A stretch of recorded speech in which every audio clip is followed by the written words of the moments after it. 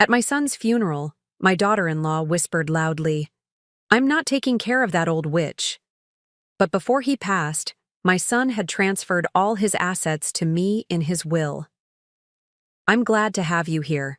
Follow my story until the end. And comment the city you're watching from, so I can see how far my story has reached. The funeral home smelled of lilies and grief. I stood beside my son's casket, my hand resting on the polished mahogany, trying to comprehend how Uriah, my strong, vibrant 35-year-old son, could be lying there so still. The doctor had called it a sudden cardiac arrest. These things sometimes happen, even to young, healthy people, he'd said, as if that explanation could fill the Uriah-shaped hole now torn through my life. Friends and family drifted around me in a fog of black clothing and hushed voices. I'd been accepting condolences, for hours, my face frozen in that mask we wear when we're trying not to fall apart completely. My fingers traced the wooden edge of the casket, the last physical boundary between me and my child. Victoria. Mr. Patterson, Uriah's attorney, touched my elbow gently. "When you're ready, we need to discuss some matters." I nodded numbly. Nothing seemed to matter now, certainly not business or legal issues. But I followed him to a small side room, away from the receiving line and the quiet murmurs of sympathy. That's when I saw her, Grace, my daughter-in-law, huddled in the corner with her sister. My son had been so in love with her. Even when they'd first started dating 10 years ago, I'd seen the way he looked at her, like she was the answer to a question he'd been asking his whole life. I was about to approach them when Grace's voice, sharper than I'd ever heard it, cut through the muffled atmosphere. "You know they're going to read the will tomorrow, right?" She was whispering, but the acoustics in the room carried her words clearly to where I stood. "I just hope he didn't leave anything substantial to Victoria." Her sister murmured something I couldn't hear. "I know, right? I mean, I'm his wife. Everything should come to me." Grace's voice dripped with a bitterness I'd never heard before. "I've spent 7 years with him, putting up with his mother constantly being around, giving opinions on everything from our house to how we should raise the kids." I froze, my hand still on the doorframe. "What if she expects to move in with you now?" her sister asked. Grace laughed. Actually laughed, here at my son's funeral. "I'd rather die. I mean it." Her voice dropped even lower, but in the quiet room, I could still hear the venom in her words. "I'm the one who has to pick up the pieces now. I'm the one who has to raise our children alone. I'm sure as hell not going to care for that old Megara, too." The room spun. Old Megara. Was that how she'd seen me all this time? The meddling, domineering mother-in-law? I'd tried so hard to be respectful of their marriage, to only offer help when asked. I'd watched my grandson 2 days a week so Grace could continue her part-time job. I'd brought meals when Uriah had to work late. I'd thought we had a good relationship. The key? "Reading will be tomorrow at 10 a.m., Mr. Patterson was saying, unaware of what I'd just overheard. "I wanted to prepare you, Victoria. Uriah made some changes to his will recently." I struggled to focus on his words, Grace's cruel comments still ringing in my ears. "Changes?" I asked, my voice sounding distant even to myself. "Yes." "About 3 weeks ago?" He hesitated. "He transferred almost everything to you, Victoria, not to Grace." "What?" I stared at him. "But that doesn't make sense. Grace is his wife. The children—" "He set up trust funds for the children that will mature when they turn 25, Patterson explained quietly. "But the house, his investments, the insurance money, it's all coming to you. He was quite explicit about it." My mind reeled. Why would Uriah do this? He'd always been thoughtful, deliberate in his decisions. This wasn't a spur-of-the-moment choice. Behind us, Grace had spotted me. Her face shifted from annoyed to a practiced mask of grief, all traces of her earlier contempt vanishing. But I'd Seen it now, the real Grace, the one who existed when she thought no one was watching. "Victoria," she said, approaching with arms outstretched for an embrace. "I'm so sorry. We're all just trying to process this horrible loss." As she hugged me, her perfume suffocating, all I could think was, my son knew. Somehow my son knew exactly who she was. And now, I was beginning to understand too. The reading of the will was everything I'd dreaded and more. Grace sat across from me at the conference table, her face a storm of barely contained rage as Mr. Patterson confirmed what he'd told me at the funeral. Uriah had changed his will just 3 weeks before his death, leaving almost everything to me instead of her. "This can't be legal," Grace snapped, her perfectly manicured nails digging into the leather portfolio she'd brought. "He was obviously not in his right mind." "I assure you, Mrs. Carson, your husband was of sound mind and body when he made these changes," Mr. Patterson said, his voice carrying the practiced calm of someone who'd weathered many family disputes. He was quite adamant about his decisions. The drive home afterward was a blur. Grace had stormed out of the office, refusing to speak to me. Part of me wanted to reach out, to try to understand, to maintain some connection to my grandchildren, but the memory of her words at the funeral, "I'm sure as hell not going to care for that old Megara," kept me silent. 3 days later, I stood in Uriah's home office, surrounded by the remnants of my son's life. Grace had reluctantly given me the key, claiming she couldn't bear to sort through his things yet. The house felt hollow, abandoned, though Grace and the children still lived there. They'd gone to stay with her parents for a few days, giving me space to collect Uriah's personal effects. I ran my fingers along his desk, remembering how he'd sit here on Sunday afternoons when the children were napping, working on whatever project had captured his imagination that week. The leather chair still held the impression of his body. That's when I noticed the drawer, slightly ajar, with a small key still in the lock. Uriah had always been meticulous about security. He wouldn't have left it unlocked unless... My hands trembled as I pulled the drawer open. Inside was a thick manila folder labeled simply "Financial Records." I shouldn't pry, I thought. But something compelled me to open it. What I found inside made my blood run cold. Credit card statements, loan applications, bank notices, dozens of them, spanning the last 2 years. And paper-clipped to the front was a handwritten note in Uriah's neat, precise handwriting. "Mom, if you're reading this, I'm so sorry. I should have told you sooner." Tears blurred my vision as I sifted through the documents. The story they told was devastating. Grace had been systematically draining their accounts for months, maybe years. Cash withdrawals at casinos, online gambling sites, luxury purchases returned for cash. And loans, so many loans, taken out in Uriah's name, some with interest rates that made me gasp. "Oh, Uriah," I whispered, my heart breaking all over again. "Why didn't you tell me?" As if in answer, a small USB drive fell from between the papers. I plugged it into Uriah's computer and found a single video file dated just 3 weeks ago, the same time he'd changed his will. My son's face filled the screen, looking tired but resolute.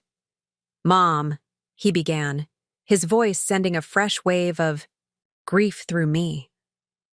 "If you're watching this, then things have probably gotten worse with Grace, and you're finding out everything the hard way. I'm sorry for that." He ran a hand through his hair, a gesture so familiar it made my chest ache. "I discovered Grace's gambling problem about 6 months ago. At first I thought we could work through it. I got her into therapy, set up separate accounts. But it's deeper than I initially realized." He sighed heavily. "Last week, I found out she's been taking loans from some unsavory characters, people who don't exactly follow legal collection practices." My hand covered my mouth in horror. "I'm changing my will today," he continued. "If something happens to me, you need to be protected. The house, The investments, they need to go to you. You'll make sure the kids are taken care of, I know that. Grace. His voice broke. I love her, Mom. I still do. But I can't trust her with our future anymore.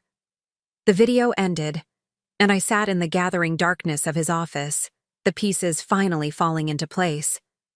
The sudden cardiac arrest that took my athletic, health-conscious son, the mysterious changes to his will, the venomous way Grace had spoken about me at the funeral. Had the stress of Grace's betrayal contributed to his heart attack? Or was there something even more sinister at play? A noise from the front of the house startled me. Footsteps in the hallway. Grace was back. I quickly closed the computer and gathered the documents, slipping them into my bag. Whatever was happening here, I needed to be careful, for my safety, for my grandchildren's future, and for Uriah's memory. Victoria? Grace's voice called out, honey sweet and completely at odds with the woman I'd glimpsed at the funeral. Are you still here?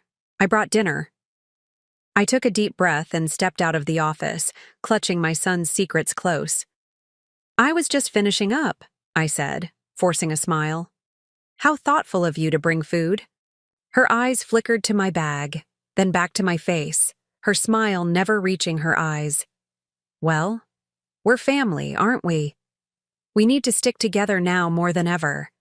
As I followed her to the kitchen, one thought crystallized in my mind.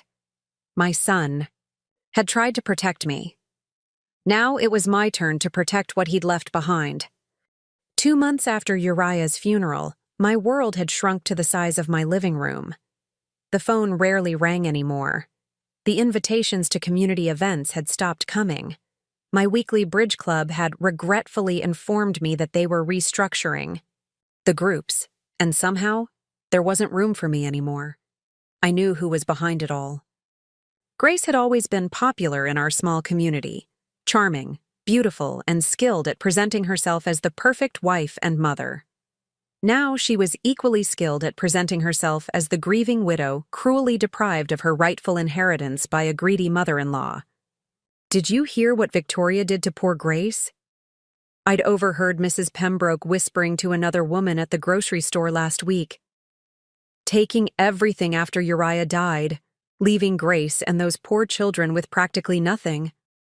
And after all Grace did, caring for Victoria when she had that hip surgery last year, I'd abandoned my cart and left without the groceries I needed, my cheeks burning with humiliation.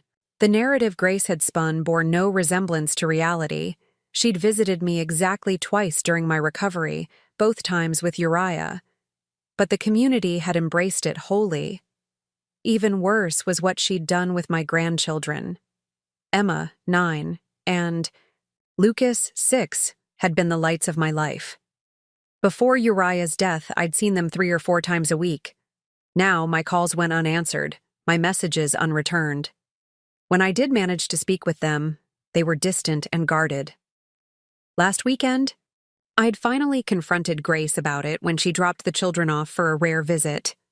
You'll only have them for 2 hours, she'd said, checking her watch. I have to take them to a birthday party later. Grace, we need to talk about what's happening, I'd said, keeping my voice low so the children wouldn't hear from the backyard. Why are you turning everyone against me? Why are you keeping the children away? Her face had transformed, the pleasant mask slipping to reveal the cold calculation beneath. I don't know what you're talking about, Victoria. Maybe people are just finally seeing you for who you really are. A controlling, selfish woman who couldn't let her son live his own life. That's not true, and you know it, I'd protested. Uriah changed his will because he discovered what you were doing with your gambling. Gambling? She'd laughed, but I saw panic flash in her eyes. Is that the story you're telling people? Now? My God, Victoria, listen to yourself. First you steal my inheritance, now you're inventing addictions for me. No wonder nobody wants to be around you anymore. She'd stepped closer, her voice dropping to a menacing whisper. Let me make something perfectly clear. Those are my children. If you want to see them at all, you'll keep your crazy accusations To yourself, and you'll start transferring Uriah's assets back where they belong, to me. That night, after they'd left, I'd sat alone in my kitchen, a cup of tea growing cold in front of me. The silence of the house pressed in from all sides. For the first time since Uriah died, I allowed myself to cry, deep, racking sobs that left me gasping for breath. The isolation was working. I'd started to question myself, to wonder if I was the villain in this story. Maybe I had been too controlling. Maybe Uriah had changed his will for other reasons. Maybe Grace's gambling wasn't as serious as I'd thought. The next morning, I found myself in Dr. Meyer's office. He'd been our family doctor for 20 years, had watched Uriah grow from a teenager into a man. Surely he, at least, wouldn't have turned against me. But as he examined me, his manner was cool, professional where it had once been warm and friendly. "You seem anxious, Victoria," he said, making notes in my chart without meeting my eyes. "Having trouble sleeping?" "Yes," I admitted. "I've been under a lot of stress since Uriah died." He nodded, still not looking at me. "Grace mentioned she's concerned about your mental state, said you've been making some strange accusations, having trouble distinguishing fact from fiction." My blood ran cold. "Grace talked to you about me?" "She's worried," he said simply. "She thinks you might be in the early stages of dementia. The paranoia, the mood swings, the irrational behavior with the will. I'm not." I struggled to find words, shocked by how thoroughly Grace had poisoned even this relationship. Dr. Myers finally met my eyes. "I'm prescribing you something for anxiety, and I'd like you to see a neurologist, just to rule things out." I left with a prescription I had no intention of filling, and the crushing realization that Grace was systematically destroying not just my reputation, but my credibility. If she succeeded in convincing people I was becoming mentally incompetent, what would stop her from challenging the will on those grounds? As I walked to my car, my phone buzzed with a text from an unfamiliar number. "We need to talk about Grace. Meet me at Riverside Cafe tomorrow at 10. Come alone. Olivia." Grace's sister wanted to meet me? My heart raced as I reread the message. After months of isolation, could I finally have found an ally? Riverside Cafe sat on the edge of town, far enough away that Grace and her friends weren't likely to spot me there. I arrived early, choosing a corner table with my back to the wall where I could see everyone who entered. The waitress brought me coffee with a smile that held no judgment or pity, the first such smile I'd received in weeks. Exactly at 10, Olivia walked in. She was Grace's younger sister, but they couldn't have been more different. Where Grace was polished and perfect, Olivia was natural and relaxed. Today, she wore jeans and a simple sweater, her dark hair pulled back in a ponytail. She spotted me immediately and walked over, sliding into the seat across from me without a greeting. "Did anyone see you come here?" she asked, her voice low. Shook my head. "I don't think so. Olivia, why all the secrecy? What's this about?" She took a deep breath, fidgeting with the paper napkin in front of her. "I've been wanting to talk to you since the funeral, but Grace watches me like a hawk. She knows I've never approved of how she treats people." The waitress approached, and Olivia ordered coffee, waiting until we were alone again before continuing. "Victoria, I need you to know that I believe you. About everything, the gambling, the loans, all of it." My hands trembled as I set my cup down. "You do? But how?" "Because I've seen it before." Olivia's expression hardened. "This isn't the first time. Grace has done this. Before she met Uriah, she was engaged to a man named Derek. Wealthy family, good prospects. She nearly destroyed him financially before his parents intervened." A dull roar filled my ears as Olivia continued, explaining how Grace had exhibited these patterns their entire lives, finding vulnerable people, charming them, then exploiting them for her own gain. "Our parents enabled it," Olivia said, disgust evident in her voice. They thought her beauty and charm were her gifts, and they should be used to secure her future. They encouraged her to find wealthy men, to do whatever it took to maintain a certain lifestyle. But she seemed to love Uriah, I protested weakly. They appeared happy. Olivia's smile was sad. Grace is an excellent actress, and maybe she did love him in her way. But when she loves something, she consumes it. She takes and takes until there's nothing left. She reached into her bag and pulled out a small notebook. I've been documenting everything. The lies she's told about you, the way she's manipulated the children, the community. She told our parents you were abusive to Uriah throughout his childhood, that you controlled him with money. The injustice of it hit me like a physical blow. Why would she say these things? Because she's desperate, Olivia said simply. Whatever Uriah discovered, it must have been bad. Really bad. She needs that inheritance, Victoria. Not just for the lifestyle, but to cover her tracks. What tracks? I asked, a chill running through me. Olivia hesitated. I don't have proof, just suspicions. But I think some of the people Grace borrowed from aren't just loan sharks. I think they might be connected to more serious criminals. The cafe suddenly felt too small, too exposed. Are you saying? I'm saying you need to be careful, Olivia cut in. Grace isn't just spreading rumors to be petty. She's methodically destroying your credibility because she's afraid of what you might discover. The dementia story? Classic Grace.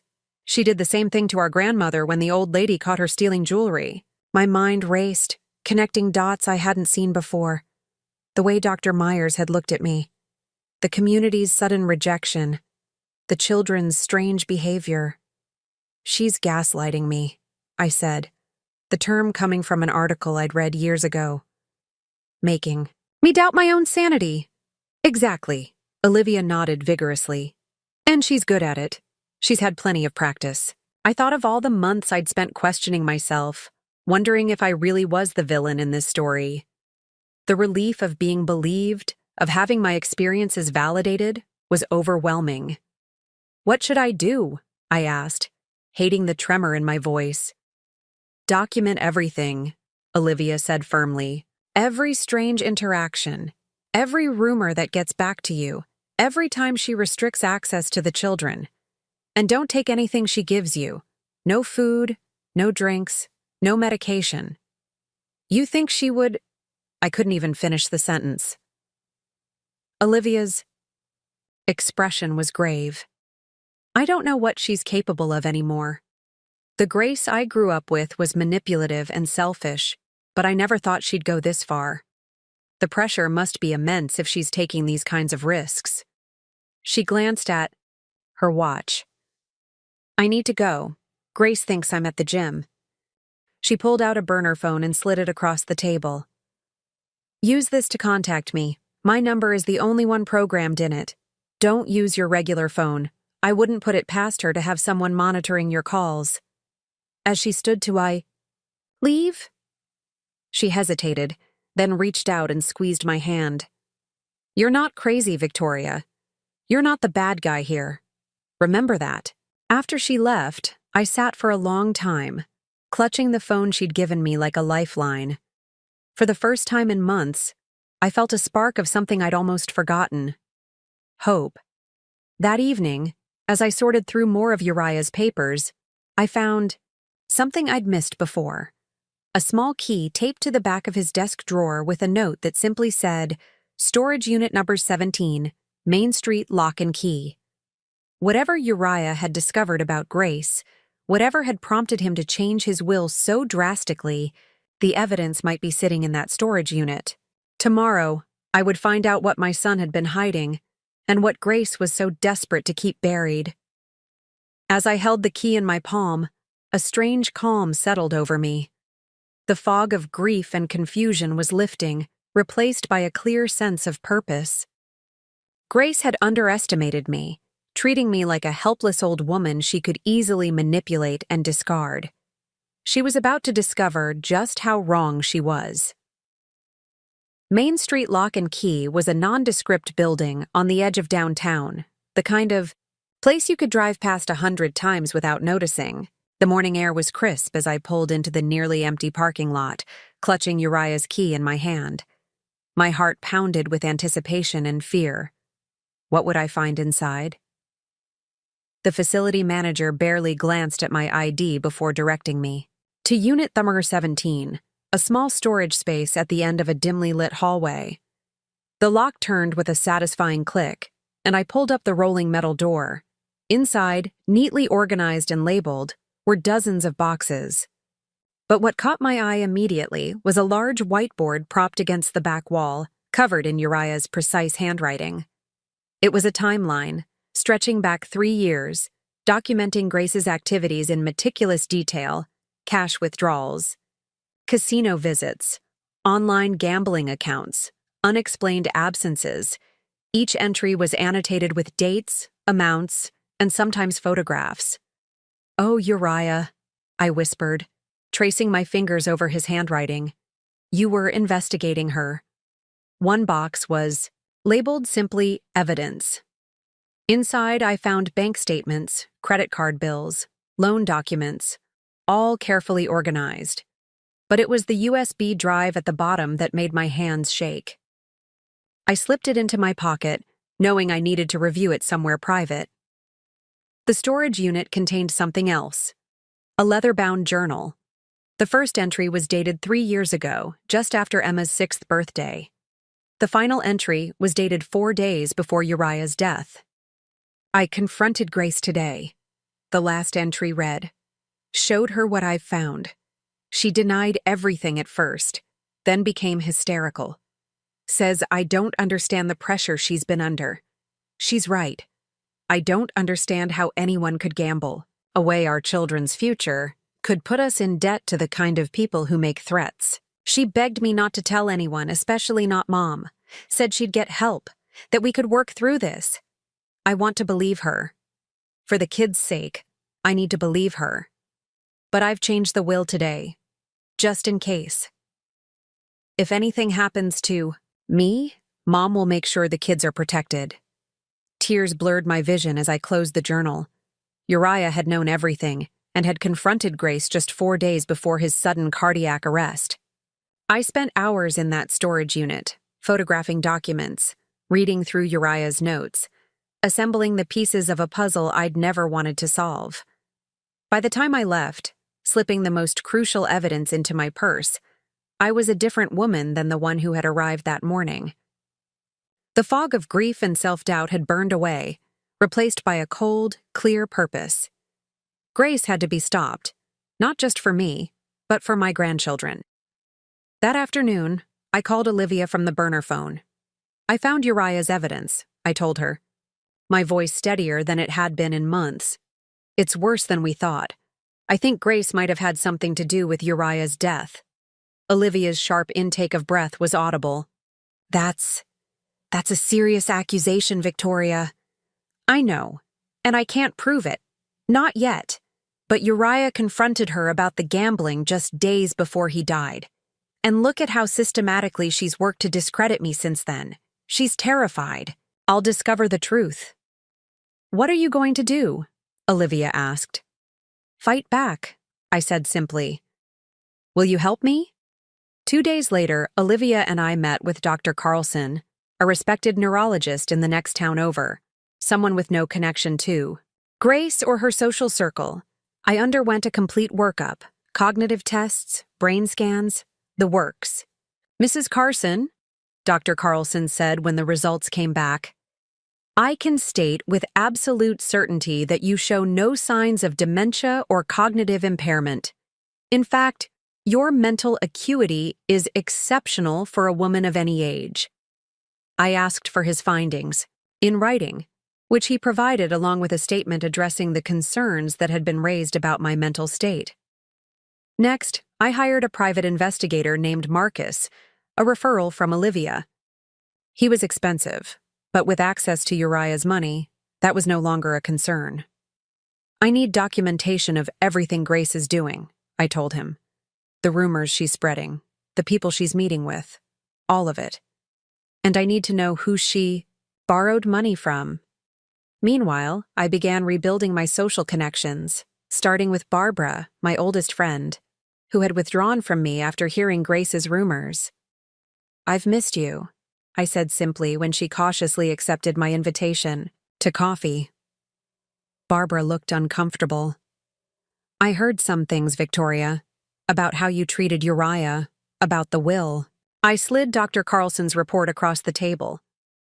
"Grace has been telling people I have dementia. This proves I don't. She's also told people I was abusive to Uriah. I have decades of birthday cards, letters, and photographs that show otherwise." I met Barbara's eyes. "She's destroying my reputation because she's afraid of what I know." Slowly, methodically, I began to reclaim my life. I joined a new bridge club in the neighboring town. I volunteered at the library, where the head librarian, who had never liked Grace, welcomed me warmly. I started a blog documenting my journey as a widow, carefully writing about my grief without mentioning the darker currents beneath. Each small victory strengthened me. Each piece of evidence Marcus uncovered, and there were many, confirmed what I already knew. Grace was desperate, dangerous, and coming undone.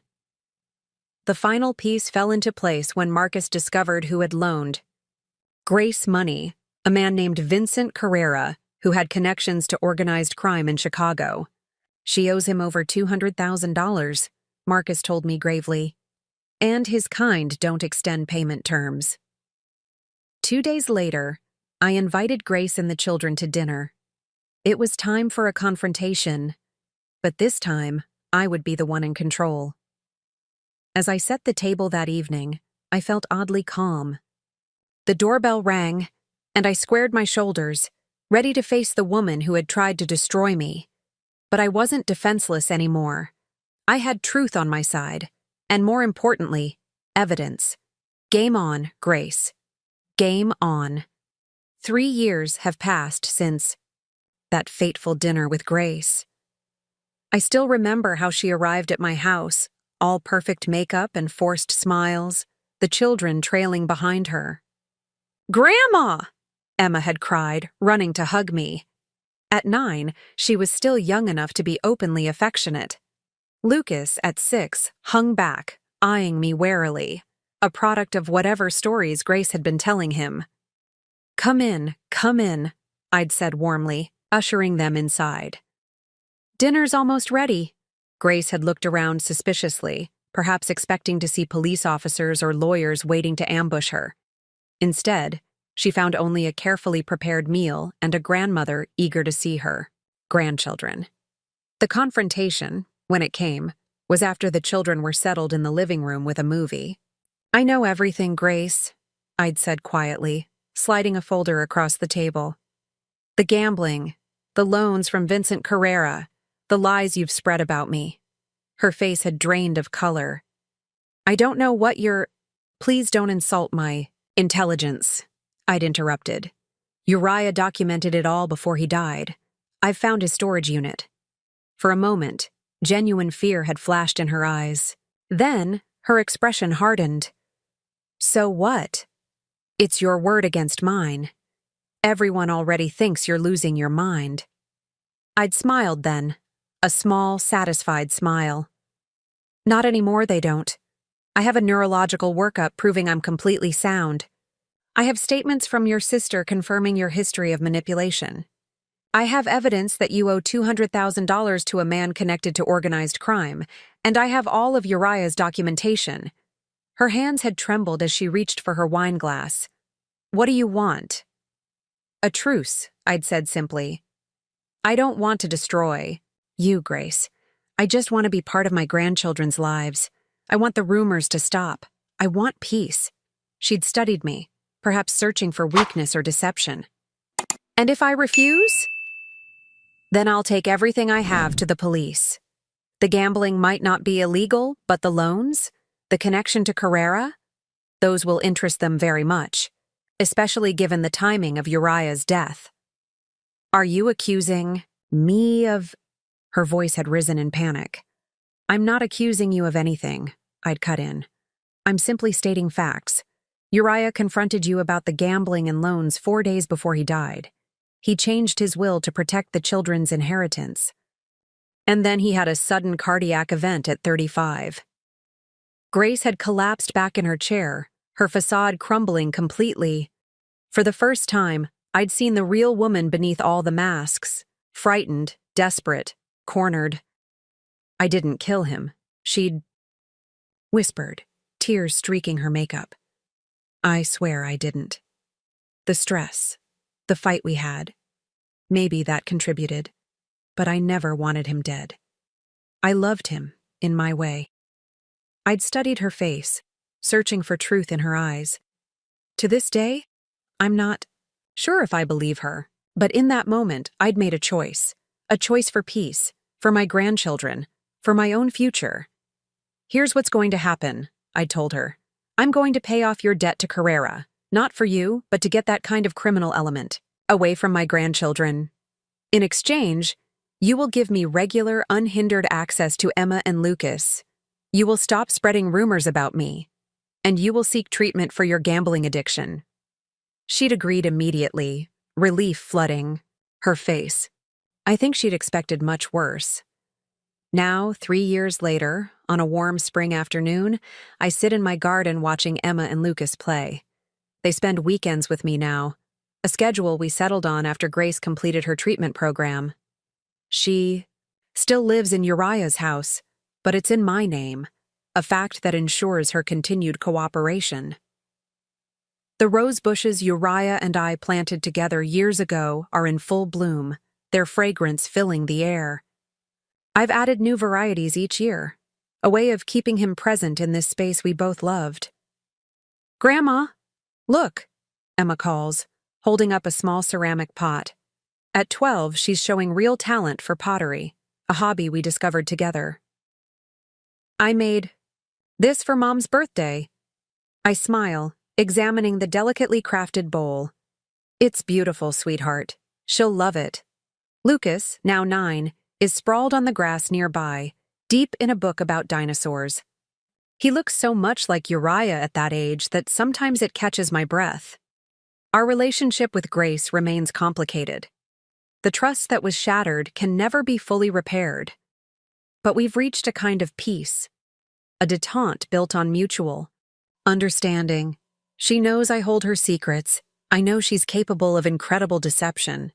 But we both love these children, and that common ground has become our foundation. The money that caused so much strife has found better purpose. I've established trust funds for Emma and Lucas, just as Uriah wanted. I've renovated my home to include special spaces for them, a pottery studio for Emma, a reading nook for Lucas. And I've set aside funds for Grace's ongoing treatment, ensuring she can manage the addiction that nearly destroyed all our lives. Sometimes I wonder what Uriah would think of this arrangement. Would he approve of the compromise I reached with Grace? Would he understand why I chose not to pursue the question of his death more aggressively? I like to believe he would. My son was always practical, always compassionate. He changed his will, not out of vindictiveness, but out of love, to protect what mattered most. Last week, I finally fulfilled a promise I'd made to Uriah years ago. We'd always talked about visiting Italy together, exploring the hills of Tuscany, the villages where our ancestors had lived. With Emma and Lucas beside me, I scattered a small portion of his ashes beneath an ancient olive tree, its silvery leaves shimmering in the breeze. "Is Dad happy here, Grandma?" Lucas had asked, his small hand gripping mine. "I think he is," I'd answered, watching as the wind carried the ashes into the Italian countryside.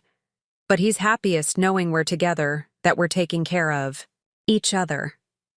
The children and I have started a new tradition. Each year on Uriah's birthday, we'd plant something new in my garden. A tree, a rose bush, a bed of his favorite flowers. This living memorial grows more beautiful each year, nurtured by our hands and our memories. Life after loss isn't about forgetting. It's not even about forgiving sometimes. It's about finding a way forward that honors what was lost while embracing what remains. The garden of my life was scorched and barren after Uriah died, after Grace's betrayal. But slowly, season by season, it's growing again, different than before, but no less beautiful. Tonight, as the children help me prepare dinner in my kitchen, laughing and arguing and creating the beautiful chaos of family, I feel Uriah's presence in the rhythm of our lives. He is here in Emma's smile, in Lucas's thoughtful frown, in the legacy of love that no deception could ever truly destroy. This is his last gift to me, this second chance at family, this hard-won peace. And I intend to cherish every moment of it,